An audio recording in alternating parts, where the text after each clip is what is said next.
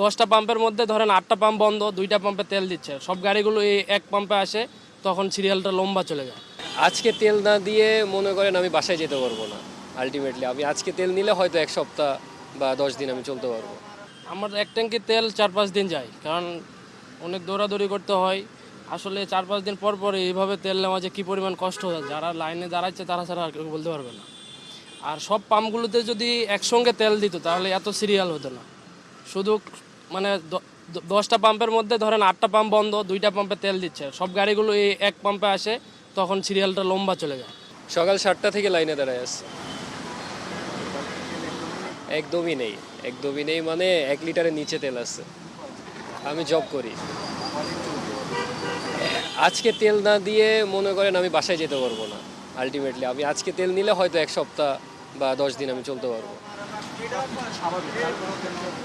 এইটা এখন মনে হচ্ছে যে বাংলাদেশের সিন্ডিকেট সিন্ডিকেট ছাড়া আর কিছু না। তেল আছে কিন্তু সবাই তেল পাচ্ছে না, আবার মানুষজনও আছে কি আজকে তেল নিচ্ছে কালকেও তেল নিতে পাম্পে ভিড় করতেছে।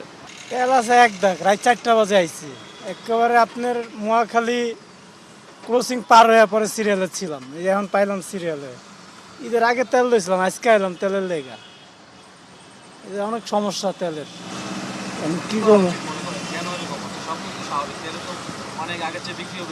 হ্যাঁ, বিক্রি বেশি হচ্ছে, কিন্তু তেলের তো অনেক চাহিদা, বেশিরভাগ গাড়ি তেলে চলতেছে বর্তমানে দেখতেছি। গ্যাসও সমস্যা, গ্যাসের সিরিয়ালও অনেক আছে। আর তেল তো মানে স্টকে রাখতেই হয়। আর এই গাড়ি তেলেই চলে বেশিরভাগ, প্রিমিয়াম এলিয়ান গাড়ি তেলেই চলে, এই আর কি।